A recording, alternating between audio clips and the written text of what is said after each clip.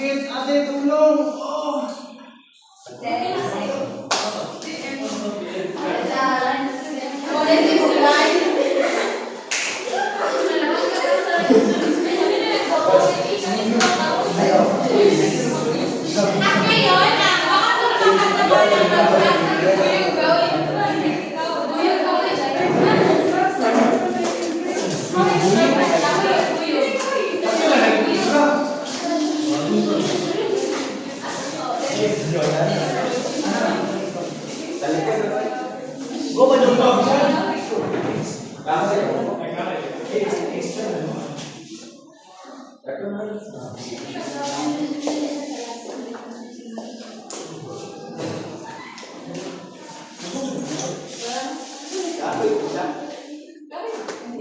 Magsalas pala. Isang kaya may pumuto ng tao niyo. Nakakit pa to. Nakakit ko na.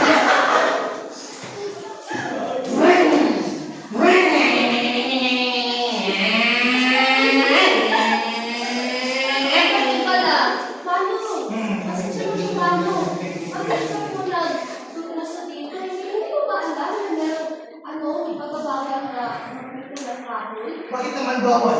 Kasi paano, hindi ko pa alam na naniniwala natin na meron. Baka meron nakakita sa masakit sa puno. Ay, hindi naman yan. Ano Oo. ba na meron kaakibat na kapalusahan? Kung ikaw yung gusto ng kahoy?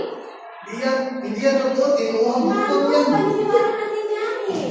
Hindi ako maniniwala. Bahala ka dyan, baso ko sa may kaakibat na kapalusahan sa mga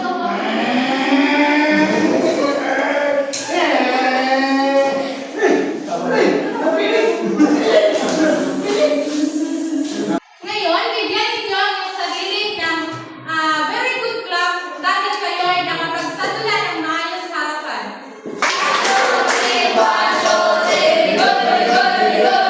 At para sa pangalawang grupo na nagre-representa, ang nakuha nilang puntos sa kalinawan ng usapan ay 10 puntos dahil makita natin na malinaw ang kanilang inilalahad sa harapan ng usapan. Sa pagbigkas at ekspresyon, nakakuha sila ng 10 puntos sapagkat maayos ang pagbigkas at may emosyon. At sa pagkilos at kooperasyon, nakita naman natin lahat na maayos ang galaw at nagtutulungan ng grupo. At sila ay nakakuha ng 30 puntos.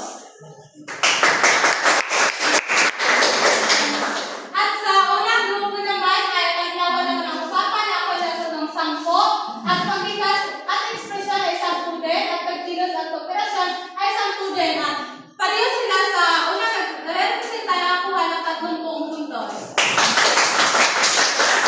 Ang pangatlong grupo naman sa kalinawan ng usapan ay nakakuha sila ng 10 puntos at sa pagbigas at ekspresyon is 10 puntos at pagkilos at kooperasyon is 5 puntos at nakakuha sila ng 25 na puntos.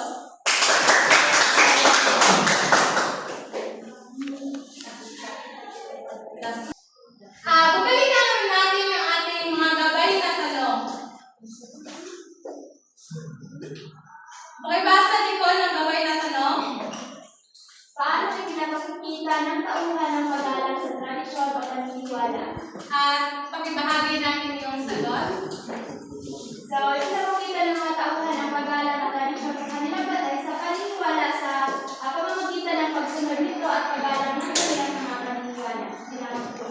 Tama, bigyan si Nicole ng barangay club. Ano ang aral na nakuha ninyo tungkol sa kultura? Risada? Ano ang aral na natutunan ninyo tungkol sa kultura? So, ang natutunan ko ay mahalaga po na igarang natin ang iba't ibang tradisyon upang